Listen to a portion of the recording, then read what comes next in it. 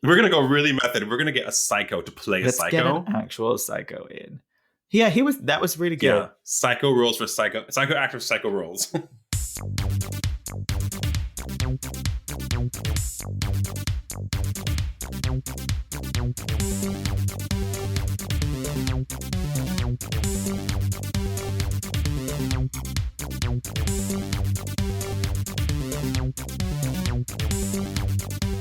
Hello and welcome to Incomplete Geeks, a gay geek podcast where we talk about all sorts of geeky things. Sometimes our knowledge is excellent, but sometimes it's a little bit incomplete. I don't have an intro. I do. Which is funny. Take it away, John. I'm John. That's Nick. We are two gays just following in the footsteps of our historical gay ancestors. This is episode, and that's why I didn't do it because I don't know what number it is. I forgot. Is it 59? I went 59. I think 59. If it's not, see now you're doing what I did to go inside and look up the episode number. I think it's 59. That's fine. If it's not, it'll say on the thing. It'll say. I mean, dear listener, if you clicked on it, you know what episode it is. So maybe I'm wrong. Maybe you can tell me from the future that I'm wrong. Anyway, this is our first episode of 2024. We've had a nice little break. Hope you guys did too. And we're just going to talk about bits and bobs that are happening in the world. We're not going to make it a specific episode about any one thing because we got so much to talk about. We might as well just sort of get through it. Does that sound all right? How are you, Nick, by the way? How are you? Tell the viewers. Great. I keep doing the sniff snort thing. Wonderful. Just fantastic. It is winter, I suppose. I must apologize as well because my stomach is really, really gurgly right now. So if you hear it, I'm sorry. I mean, okay. I don't know. I have no idea why.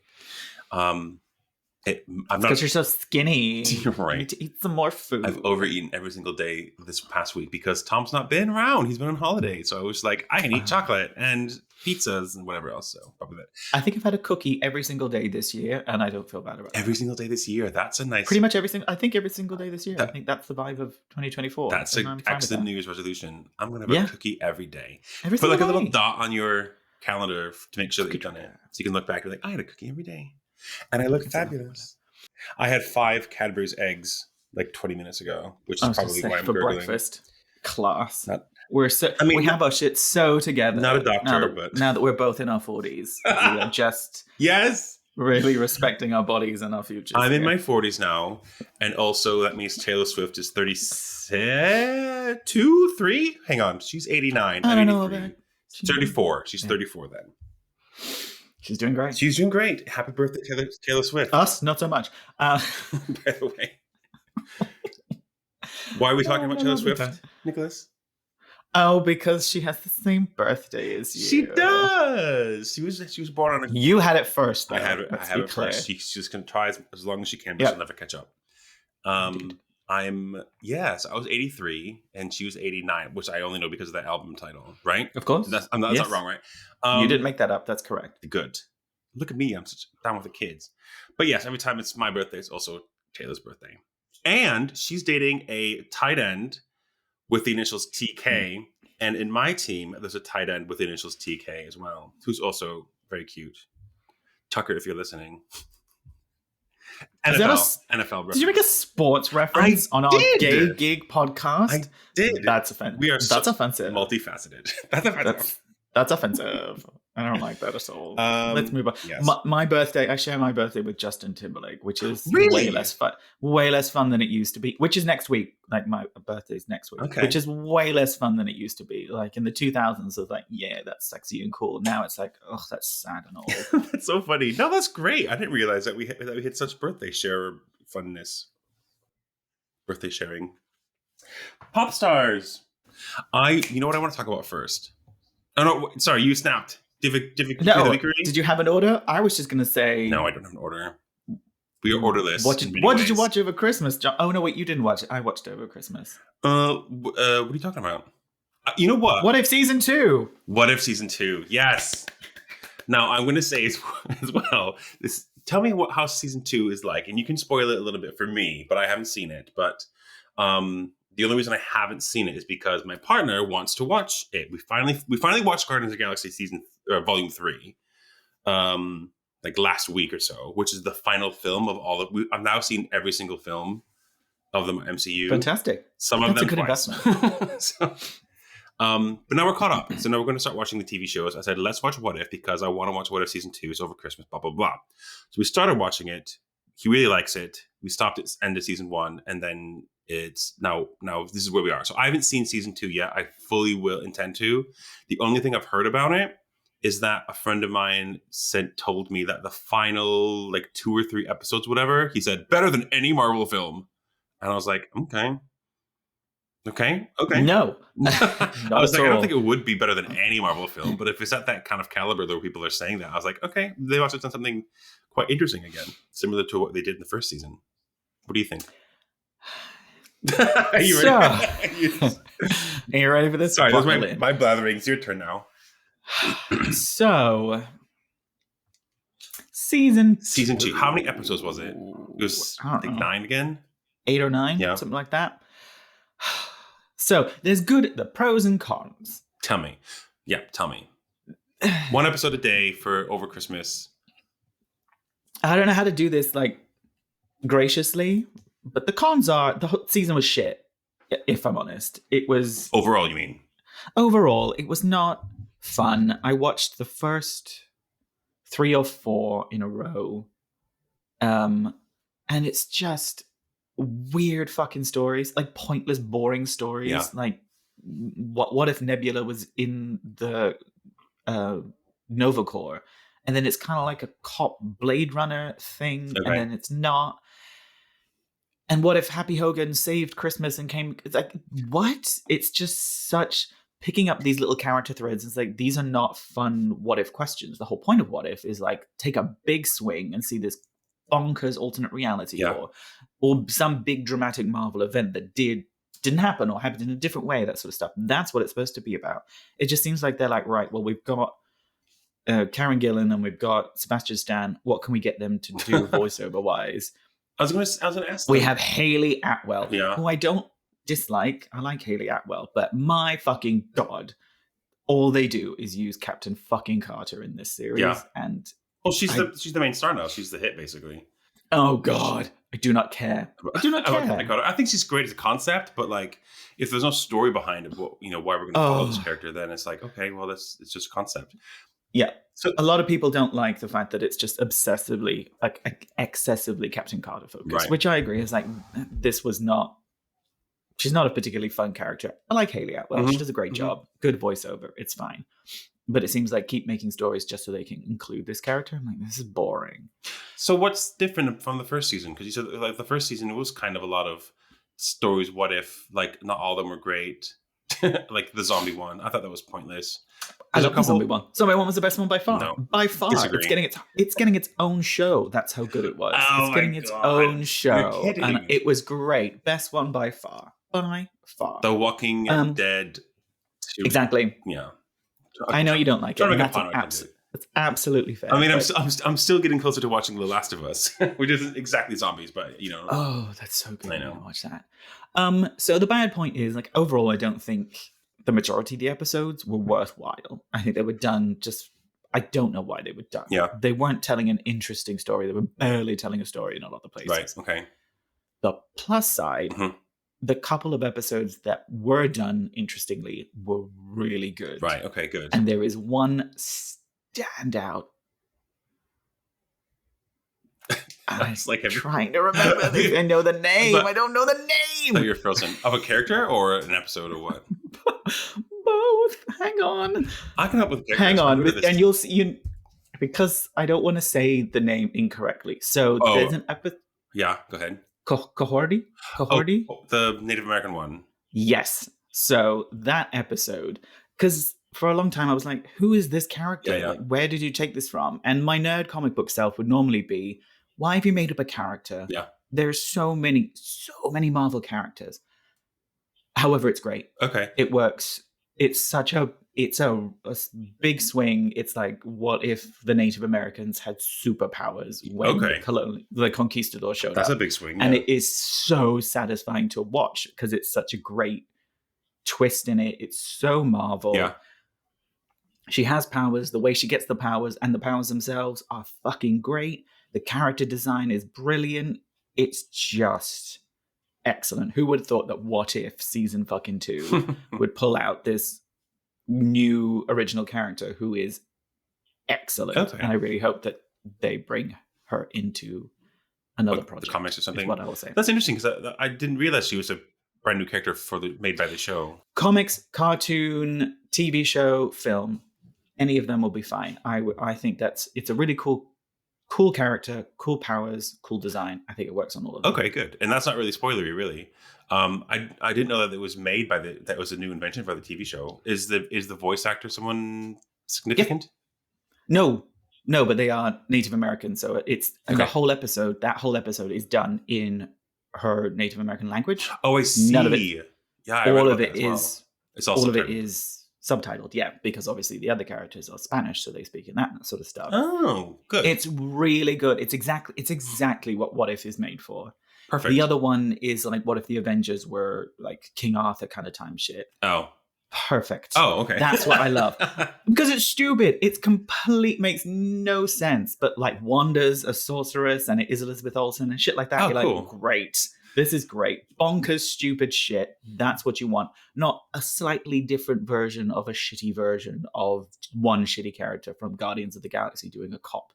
Like this is right. Okay. Anyway, even though I do kind of like Nebula in her own way, but I know what you mean though. It's like you have to like take the big swings, which is it's the whole point of it. The whole point of it, something big and weird and interesting. And so they kind of take that one and Kohori, and the final episode is. Because like in season 1, I think that other than the zombie one, which is great, the big standout is Doctor Strange, right? When he becomes crazy evil and absorbs all the different powers, and he's I mean, I think Strange Supreme. Season 1 had a number of good moments because it was a brand new show. We didn't know what to expect, and we expected at least sort of the setup was like, here's this Watcher who is completely separate to these stories, and we're just seeing snippet stories that don't have an impact on each other.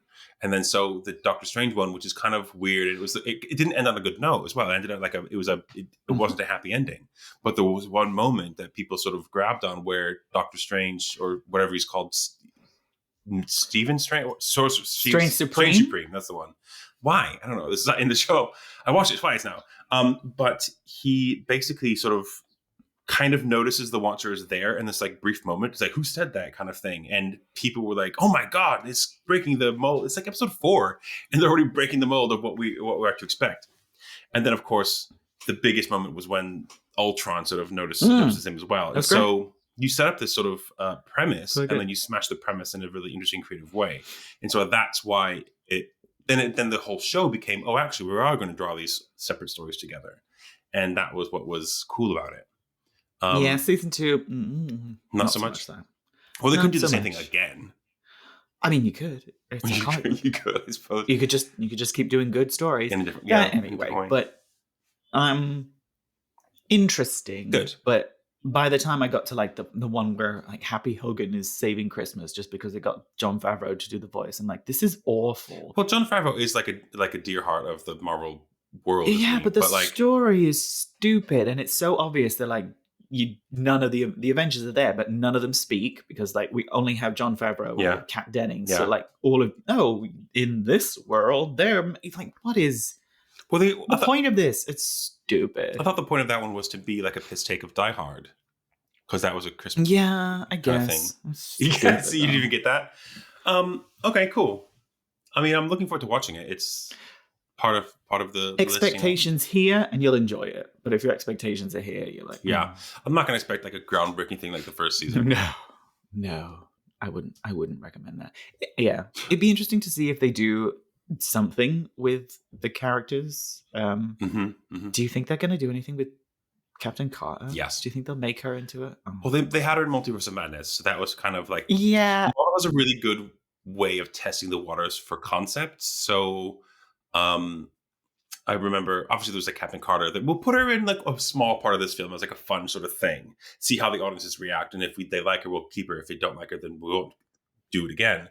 Similar to, I think you sent me the TikTok about the Eternals being a sort of a test run for maybe the X-Men were there all along and they just did nothing, because that was the same kind of concept for the Eternals, and see how people responded to that one. Everyone hated it, which was kind of mixed, I think. Everyone hated it, so I was like, right, we won't do that for the X-Men. I didn't hate it, but people hated the film, which is a shame. And there's a third one as well. I can't remember, but I'll probably think of it. Maybe. I will say that's a very Marvel thing to do. Like in the actual comics, a lot of the stuff that they did back in the early 60s were like one-shot, like Marvel Spotlight kind of things. So they would put out these bonkers characters with different concepts and they would try them out. And that's how they would, if they sold really well, they'd be like, right, they get their own kind of comic, that sort of thing. Which I love. That's the whole point of it. That's great. So you mentioned Marvel Spotlight, because I didn't realize that was a comic book thing. Because I saw a nice little segue to our... Oh, lovely. Yes. Marvel Spotlight segueing on. Is now a, lovely. Yeah, is now a thing on TV. They're calling this new Echo show, which came out like last week, I think it was. Yeah. It's got they have the Marvel Studios kind of logo and then Marvel Spotlight. And I was like, hang on, did I miss this? What is this? I don't know what it means. So I looked into it. I'll tell you. Thank God. I was like, John will know. I'm not going to look into it. First of all, this is the first show that they're doing it for, Marvel Spotlight. And it's just sort of, they're trying to, what I've read, what they're trying to do is make a sort of a sub studio. And I think it's going to be just for TV shows from now on. We'll see what the next one is if they keep going. Again, they're testing the waters in a way. Great. So Marvel Spotlight is meant to be a show where it's going to be clear to the audience that you don't have to watch anything else in order to appreciate the story. What they're going to do is they're going to have a spotlight on like one particular character or one story and just tell that story, period. And so the idea is go deeper into the character. You don't have to watch anything else, but if you have seen everything else, you'll understand. You'll get a bit more, but it's not required.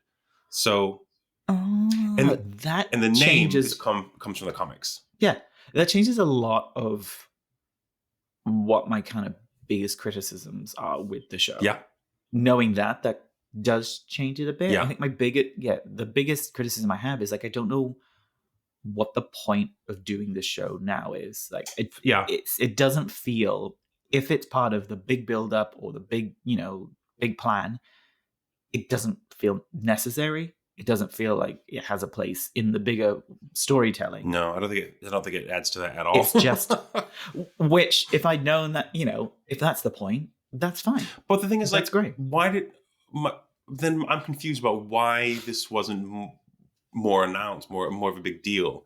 I mean, the show itself wasn't really well promoted, was it? I think when it was originally announced, people thought, Marvel and Disney thought people would give more of a shit. But after the year we had last year with all of their tanking TV shows, like, oh God, people don't care anymore. We've made it. Just get it out. Sure. It ticks a lot of diversity boxes with the character in the background and making of it, which is by far the best part of it. Yeah. So get it out.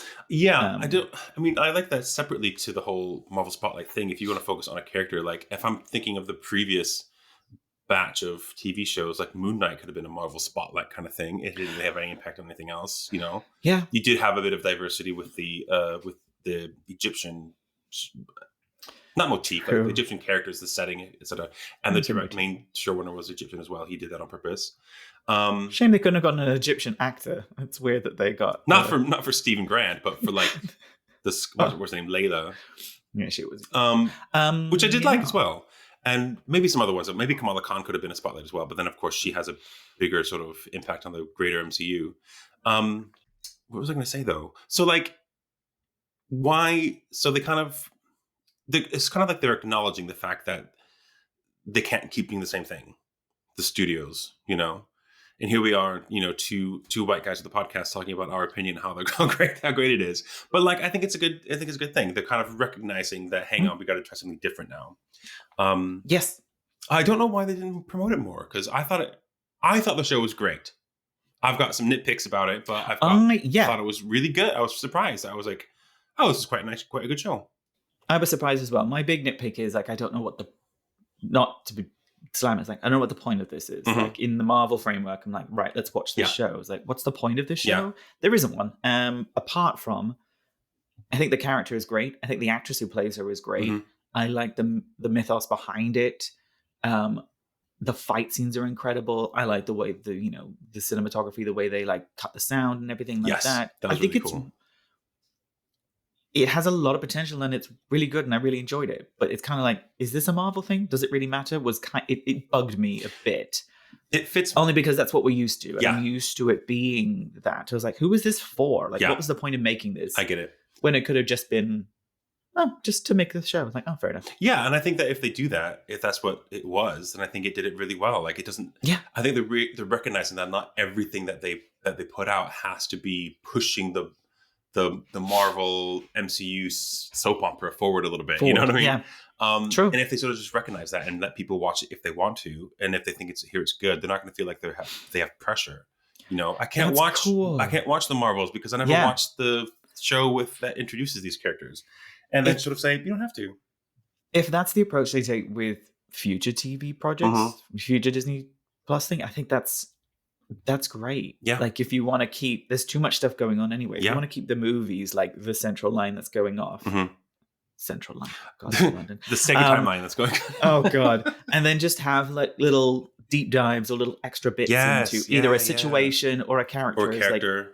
Because like we couldn't include this whole dramatic emotional thing in the film. So we had to cut it. But look, you know what? We could do a 5 episodes on which is Wanda great. And Vision falling in love in Edinburgh. You know, that's me because I love Wanda. But you know, something like that. They could like we didn't have time to explore this, but we could do like a little thing off. That would be wonderful. I think that's a really good point because you mentioned as well, it doesn't have to be like in the present either.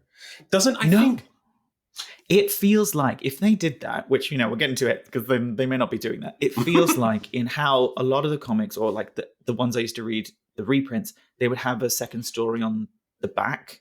So they would have like the normal story and then they'd have like a little like a side backstory, like a different thing. You flip the thing upside down and you read it again. Yeah, and it would be either like an origin story for Emma Frost or this weird thing that happened when Jean Grey was living with Misty Knight, or just nothing to do with the actual issue. But it's like, here's a short story, Magneto's origin. One point. It's like DLC. Like little. What is that? It's downloadable content. It's like extra to the video game. Like a little side quest. It was Yeah.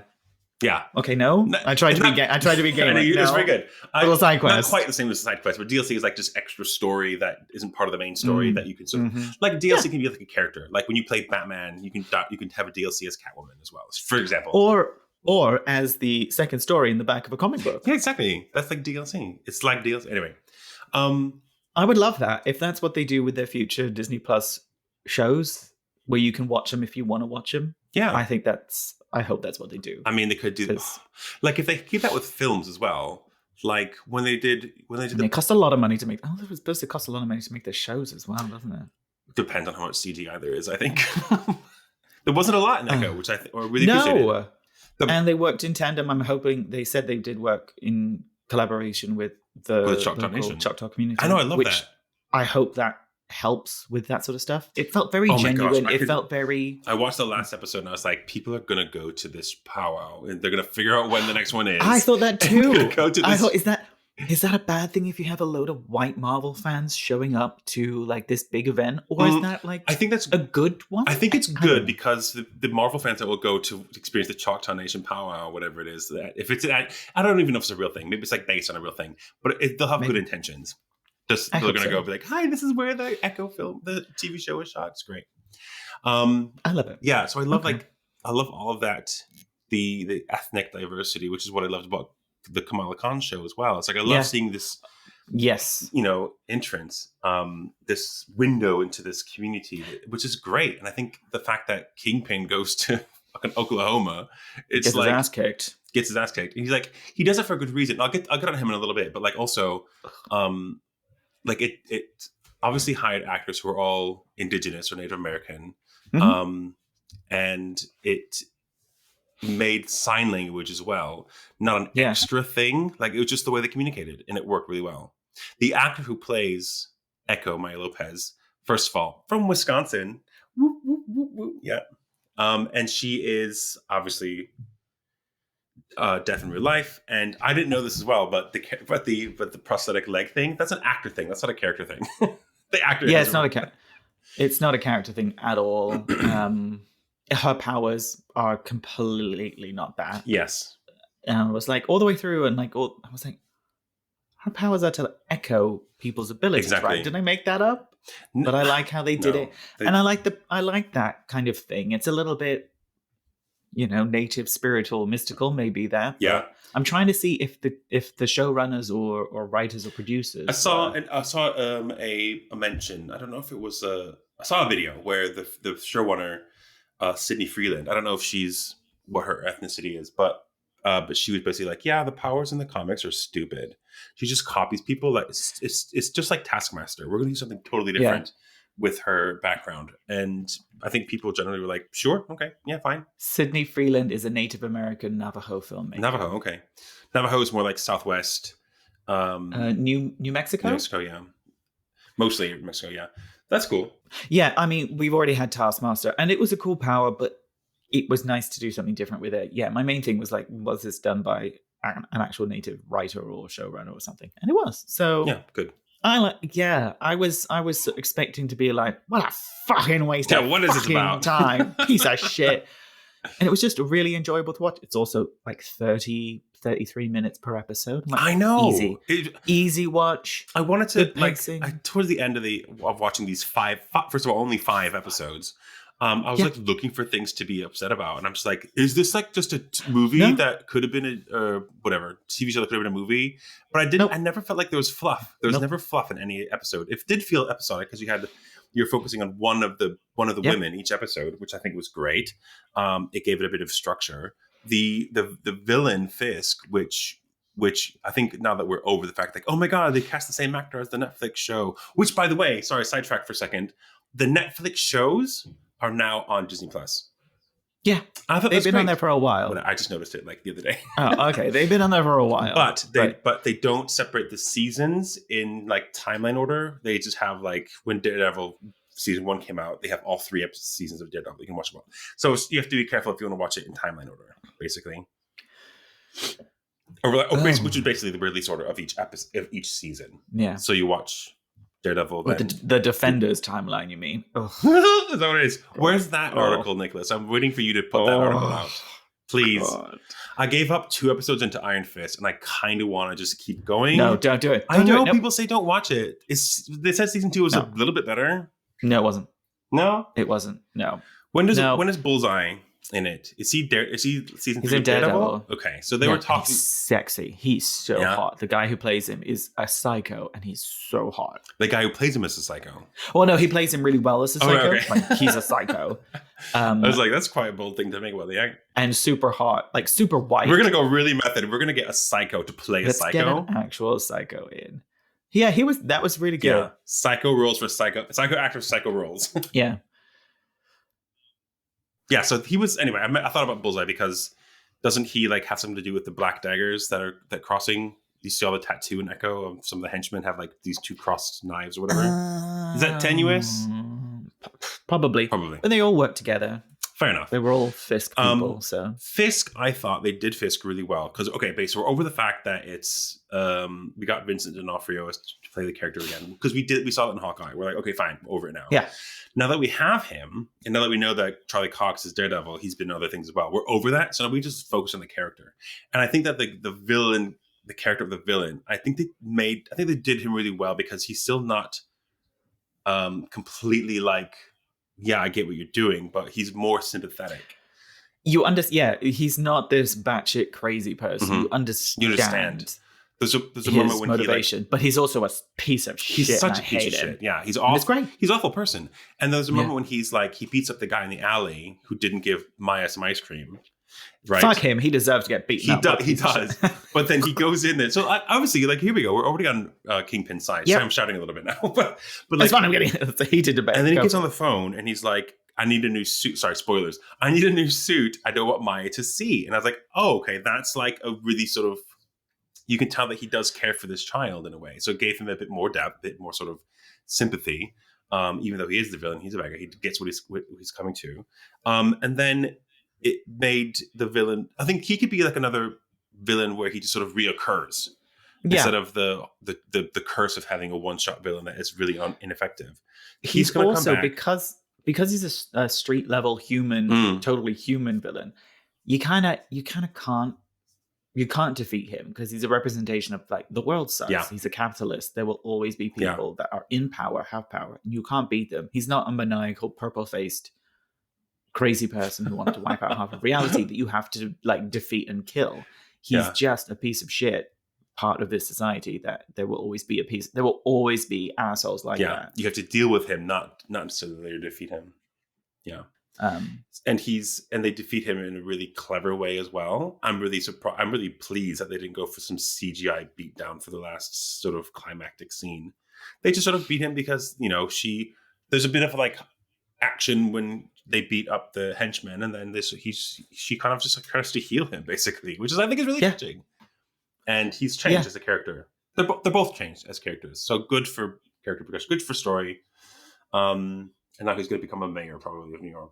Yeah, which I think he has done, right? He's done it. I'm sure he's done it in the comics. Probably. My only nitpick about the show that I can think of is I was a bit confused on the character's motivation in the beginning. I was like, why is she here? What is she doing? I didn't follow along with. It was kind of the point of what's the point of this show? Mm-hmm. Like, why do we care about this storyline? Why do we care about this character? Yeah. Because, you know, she was in Hawkeye, but there was so much going on in Hawkeye, and we went there for Echo. No offense, Maya. We were there for Yelena. And Yelena and Kate Bishop, the dog, then Vincent maybe D'Onofrio, Clint. and then someone might be interested in Clint. But you know, so she was in it, and you're like, oh, we get it. It didn't have that kind of. And nobody expected we know her. Here we go. Oh, I get it. I'm on her side. Yeah. It was a little bit fuzzy. I mean, they tied her in because of Clint Barton's hearing loss, and I thought that was again. It was diversity inclusion. Is like, let's put some hard of hearing people so we have sign language, which is great. I mean, one of my best friends from America is an interpreter. He's like so happy that this happened, and that was the tie-in. But other than that, we didn't really expect Echo, a character, to be in a story about Hawkeye and Kate Bishop. Yeah. You know, Get the Bishop. So yeah, other than that, like I everyone who's listening who hasn't seen it already should go see it. I mean, go see it. Go to your TV show and see bingeable. It's bingeable. And the fact that they did it bingeable as well, Netflix style. They released all 5 episodes in one hit, so you don't have to wait. Kind of fits in with if that's what they're going to do with this kind of like spotlight. Yeah, good vibes. I really like it. Question gives me hope. Why? I think I read somewhere that it got like the lowest rating or the lowest viewership of all Marvel titles. Probably so because no one cares. Which was it? Like, you know, it also came out post Marvel's Christmas time. It was January, I suppose. It's just such a time slot for it. It's a shame. Everything's been. We here at Incomplete Geeks give it 2 thumbs up. Go watch it. Yeah, you know, we watched other things so that we could talk about them for the podcast. And I watched this so that I could talk about it on the podcast. Huh. And unlike the other things, I don't regret it. It was not a waste of time. The other things that I force you to watch so that we can talk about it on the podcast. Society forces me to watch. But this felt like a good use of time. And I enjoyed the stories. It's just nice to have stories told by different types of people, different people, rather than the same thing. Yes, and that is the strength. I think that is the strength about. And having that little bubble of freedoms, like just tell the story. I think that's a really positive thing, rather than being like, right, well, our lead character for the next 10 movie franchises has to be this person, and that, you know, it was a gamble. Just tell a story. I mean, it was a gamble, and they sort of it didn't come through. So, Kevin, if you're listening, keep doing this. Spotlight, yeah. Just let people have these stories and watch these stories, but without kind of like, it's not forced. It doesn't feel like it's not performative. Without responsibility necessarily to the greater. Unless it does, then it's like, you know. In the same way that the What If story, like that is it's just done as like, well, this is a fun story. Let's do this interesting. And the character just organically, people love it. Because it worked really well. And if they hadn't tried it. Huh? Captain Carter, you mean? Fucking Carter. No. Kahori. And if he hadn't done that, or if they said, right, we're going for the next phase, we have to have a Native American character, you know, they would have prescribed it too much, or they would have, you know, that's how I feel about Falcon, Sam Wilson. I feel like a lot of it, they were trying to make choices. It's like, right, they need a person of color to be the lead and that sort of stuff. And it feels like, love this character. And it was like, we don't really. Well, Sam Wilson was also... Whereas it did work with Black Panther. Whereas like, here's this character, like, because that's a fucking cool story. It's a fucking cool whatever. Anyway, sorry, I'm a white guy talking about race. Shut up, Nick. Let's move on. What's the term in Echo? Is it Nahori? That like means white people. Oh, the biscuits guy says it a couple times, like, oh, these Nahoros. I should have written it down. I forgot already. I'll figure it out.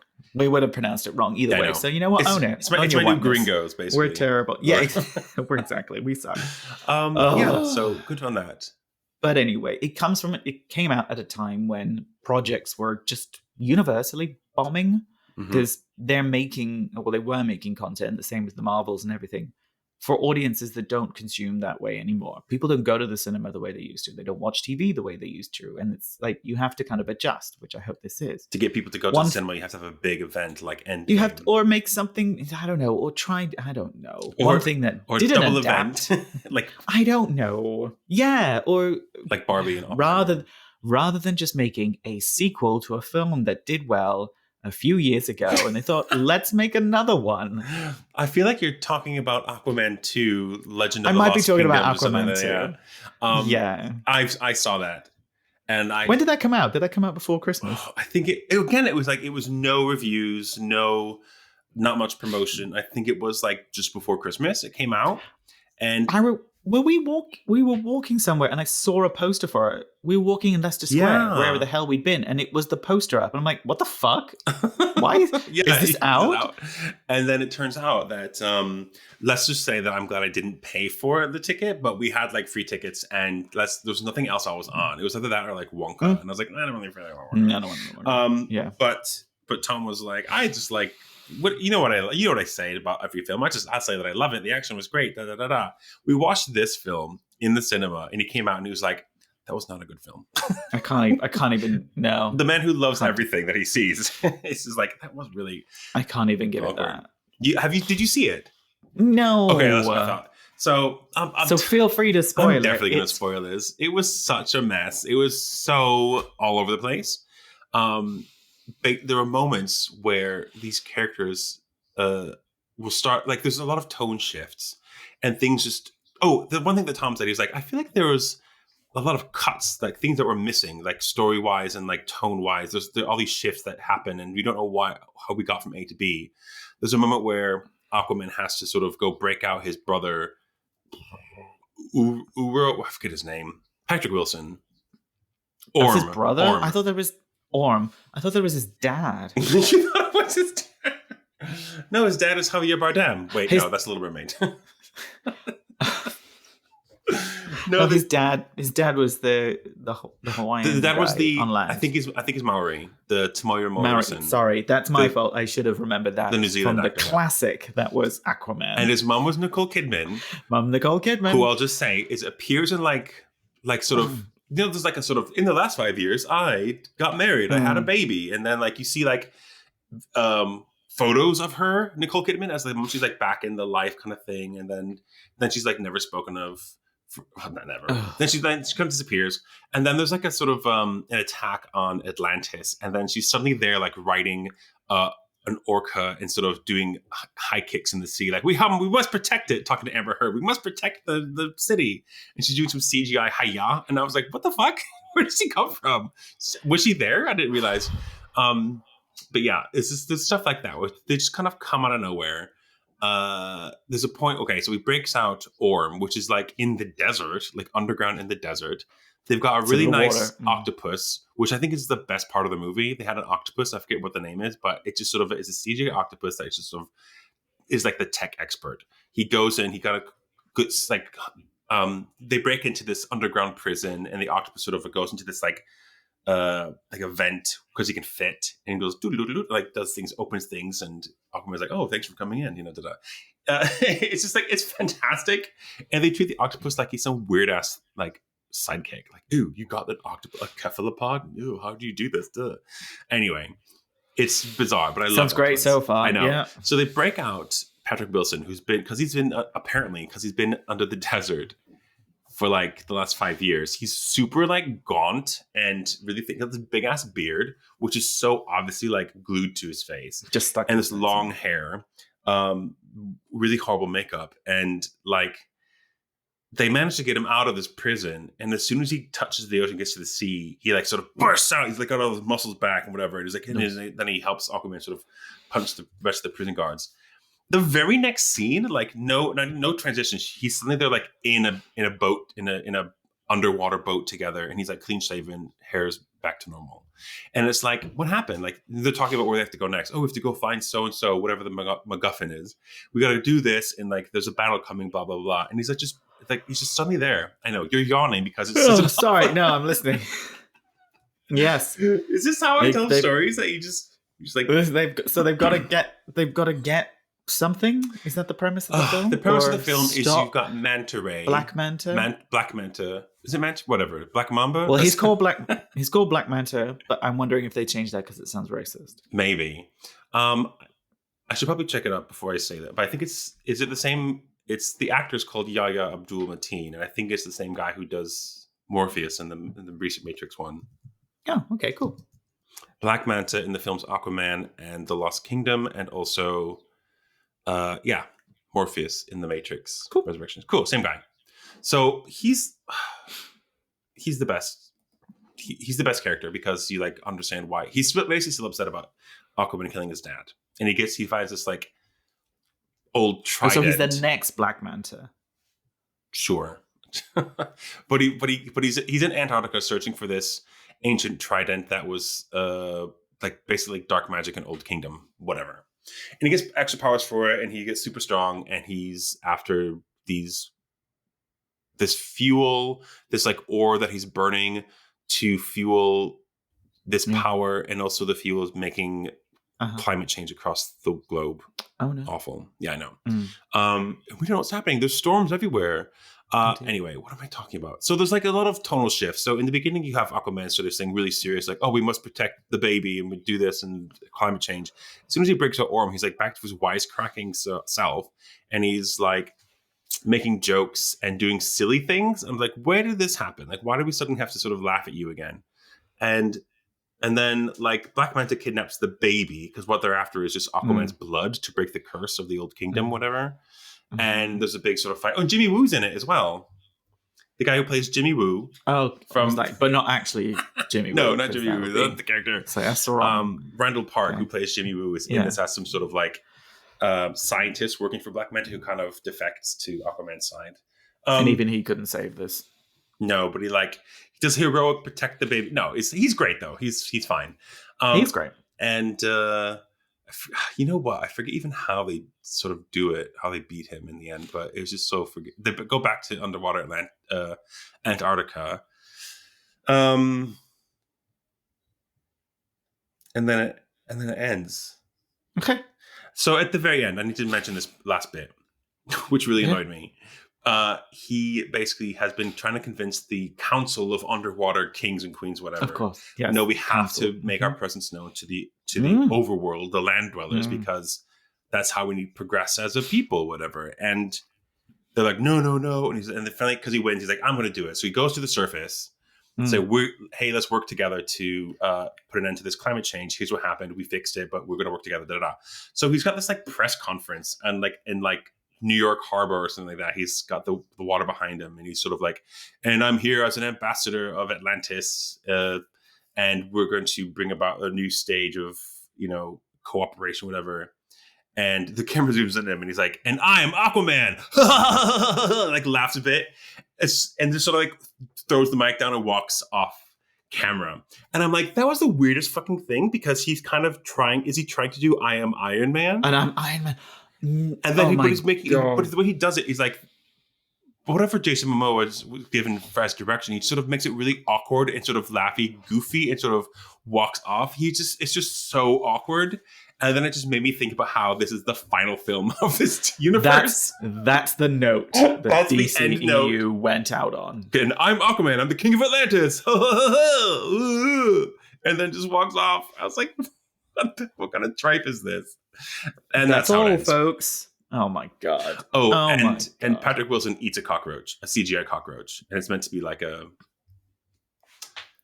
fun bit that they call back to in the post-credit scene. But I was just like, this is, first of all, it's not a real cockroach, and also this isn't funny. Yeah, misbeats. I didn't know what they were doing. I've just saved you from having to ever watch it, so it's not going to win any awards. Poor Patrick Wilson. I like him as an actor. I like Patrick Wilson. He's hot. And he's hot, yeah. I love Momoa. He's hot too. He'll be back as Lobo, so it's fine. I think. What's Lobo? I think he's supposed to. He is Lobo. I don't know why they made him Aquaman. He's just Lobo. So what is it? What is this? It's a Superman character. He's like a bounty hunting alien villain kind of thing. He like rides around on a space motorbike. He's got long hair and like gruff voice and talks and like and that kind of shit. So he's like a bad guy. He's a bad guy because he's like usually got the bounties on Superman or something like that. But he's not like he's not gonna kill you for the sake of it. He's like, I don't care. Okay, I'm gonna go. Oh, okay. He's got this it's pure Momoa. Yeah. And he looks like Momoa just with like black and white face paint on. Oh, so cool. Hopefully that's what he'll come back as. Probably. More Momoa, please. He's gonna pull a Chris Evans. He's gonna give it a few years of separation. Yeah. And then new universe. He'll come back as another character. And Michael B. Jordan. You know? Go from yes. That was even less time, wasn't it? Both Human Torches go over to a revamp of the franchise. Oh dear. Yeah, if he comes back as Lobo, that'd be great. I think he's perfect for that. I mean, Nicole Kidman was weird. She's always weird. She's such a waste of every project's budget. They keep putting her in stuff which is fucking awful. I mean, she was like... And costs a fortune. I think her presence in the first Aquaman film was great. She was basically just the voice of the thingy, and she appears at the end. Like she's the reward you get at the end. But to have her as in this film as one of the main actors, and she doesn't do anything really. I didn't like it when they made her do the fight scene in the first one. I'm like, this is awkward and uncomfortable. I forgot that part. This is not your natural environment. This is not your arena, Nicole. Amber Heard was fine. Like there was nothing weird about what she did. She basically is like she uses her powers. I get that they don't want to put her in the film too much because of that weird legal shit that she's going through, but also. It's fine. Like she gets injured, so she spends most of the film in the hospital bed, but she comes back at the end to save the day, and it's all fine. Do you feel like that was added afterwards? What, the hospital bit? She's injured, and then cut all her scenes. Looks like it's just me and my brother Orm to go. Yeah, we have to do this now. Yeah. Who else is in it that's notable? I don't remember. I don't know. So couldn't tell you. What's on deck? What's coming forward that we can look forward to? I don't fucking know. Like anything geeky? We did a whole episode on this. So we did a whole I know we did. Episode. Yeah, but you talked. You didn't even know when stuff was coming out. I don't know anything anymore. I've kind of lost track. Like the only film this year is Deadpool, right? Yeah, it's the only MCU film, and there's no James Gunn's DC. I think he's starting with Superman, so he's only writing that. It's gonna take it's gonna be ages. What else? The only thing I'm looking forward to, like that I know off the top of my head, is Agatha. Oh yeah, that's end of this year though, isn't it? Looks like we're gonna have to find proper content for this podcast. Fuck, we're gonna have to make effort. We're gonna have to have that's fine. Other opinions. It's fine. As soon as I finish a lot of TV shows that I want to get through. It'll be good. Any other non comic book kind of TV shows that are interesting? No, we have a date. It's summer for House of the Dragon, so that'll be fun. Oh right, yeah. Psyched for that. Summer, oh gosh. I know, but it does need to be in summertime. That's fine. It's fine if they do it in the summertime, but they gotta stop doing those really dark scenes. Because if it's the summertime, he's gone now, hasn't he? Miguel or whatever. Who is it? He's fine. He's finally gone. He left after last season. What was he before? Was he showrunner or director or what? Director, but he did Game of Thrones as well, right? Didn't he? Okay, and House of the Dragon, and we've still got George R.R. Martin as a showrunner as well. Good. Yeah. Good. He'll make sure that show's good. I'm looking forward to that one as well. So yeah, if you, dear listener, want to hear of anything else that is coming out that we should talk about, write in. We'll accept some suggestions. If you have any things that we missed, let us know. If you have any complaints, send them my way. X-Men the Animated Series. That's coming out. X-Men Animated Series. I will. X-Men 97. Wait, speaking of, before I get to our little outro thing, we're going to watch Dark Phoenix. I'm literally rewatching X-Men 97, no, X-Men 90s cartoon. And I'm up to the point of where the next episode for me is Dark Phoenix or the Phoenix Saga. Phoenix. And you told me not to watch it. Don't watch it yet, because I want to talk about it. I want to talk, and as someone who's never read the comics, I want to kind of take you through that. So hopefully that's on one of our next projects. So give me time. I need to make sure I like research and do it properly. So looking forward. We're going to go through first the Phoenix Saga. And then the Dark Phoenix Saga. But I'm okay to just skip those episodes. I can continue watching afterwards. It's the cartoon. You're fine. Okay. They don't connect outside of that in almost any way. Okay. So you're fine. Cool. So other than that, dear listener, if you have any suggestions, comments, write in, let us know. incompletegeekspodcast@gmail.com. We'd love to hear from you. If you want to reach out on TikTok or Instagram, our handles there are @incompletegeeks. Give us a like, follow if you don't follow already. Share it with your friends. Every little bit helps. Yeah. That's it. Message us. Chat to us. Tell us geeky things and what you want to talk about. Let's do some live things. Suggestions for like episodes content and also what other things we can do. Like we're talking about doing a Twitch, whatever. We do a lot of things. Just call us idiots if we got something wrong. Like people love to tell us when we get stuff wrong. Yeah, and that's absolutely we know you want to, dear listener. Do it. Do it now. You know what? I'm sure we got a load wrong in this episode. Like I'm really sorry, but you know what? We're not complete geeks. But we are working on it. Thanks for listening. Okay, bye-bye. Bye.